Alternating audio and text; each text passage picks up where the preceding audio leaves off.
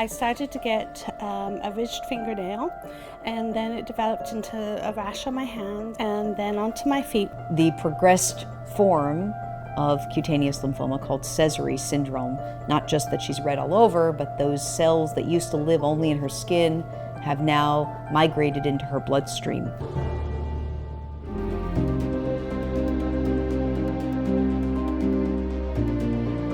A skin finding may actually be the sign of internal pathology.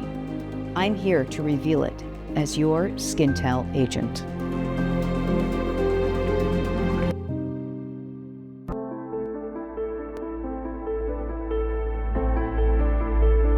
Diane came to me with an undiagnosed condition. It was a red itchy rash that had been progressive for many years, had gone from being just slightly involved in her skin to almost involving the majority of her skin.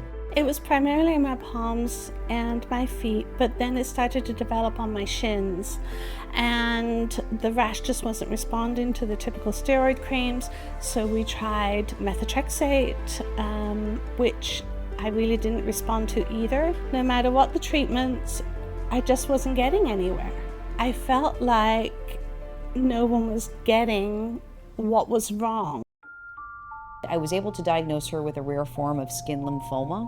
Lymphoma in the skin is a rare form of lymphoma overall. It represents less than 2% of all lymphomas are those that arise in the skin. I came back in for the results, and I walked through the door, and the girl at the front desk said to me, "Is your husband here with you today?" I said, "No, he's not." Didn't think anything of it, but then the medical assistant takes me back into a room, and she says, "Is your husband here today?" I'm like, "No." And then I start to get suspicious something might be going on. And then Dr. Ackerman comes into the room and gives me a diagnosis, and she tells me I have cancer, and I give her a hug because finally I have an answer. She came in with an almost obvious diagnosis of cutaneous lymphoma. It surprised her at the time, but we were setting her up for care, and for some reason, I believe that her primary care physician at that time had thought she needed to be seen in another facility to get the care she needed. So she fell off the radar in our office for a few years until she resurfaced later when her disease had actually become much worse. When I realized that things were really going bad, I had suspicion that I had converted to a more aggressive lymphoma, and that was Sézary. And so when I came back to Dr. Ackerman, I had suspicion things were wrong.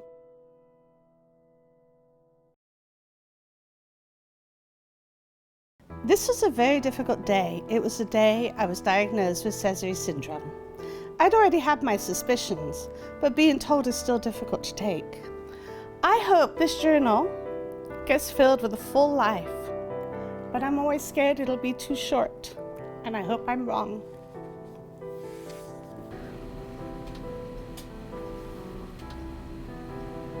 So I come here twice a week and get hooked up to a machine that will spin my blood and subject it to ultraviolet light.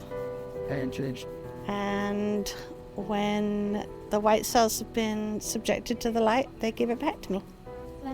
I had been getting more exhausted at work. I was unable to make it through the day. I was itching, just crazy itching, where I would be distracted throughout the day. I'd be leaving little piles of skin cells everywhere, very embarrassing. And at night, I would just be itching all night and be up all night. And that's the progressed form of cutaneous lymphoma called Sézary syndrome. Not just that she's red all over, but those cells that used to live only in her skin have now migrated into her bloodstream.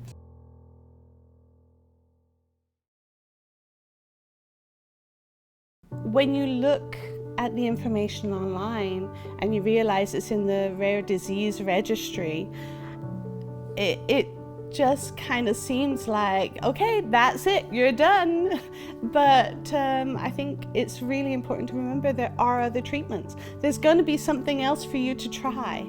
I'm very encouraged that I am starting to see a response. I know that my skin today is nothing like it was a year ago. It was terrible a year ago. And in many ways, I wish you could see that, because I would love to show you what my skin looked like and how it has improved. Diane is absolutely doing very, very, very well. Her skin has responded and continues to respond to this targeted agent, plus the pheresis that she goes through.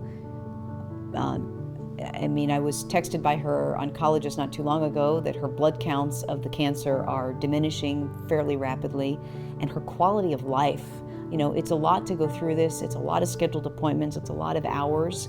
And when you're doing all of that and you're still very itchy and very red and you struggle with your energy levels and all of that, you sort of feel like, for what am I doing this? I don't want to be just kept alive and still feel this way. But for her, I really think she's turned that corner where now she's living again.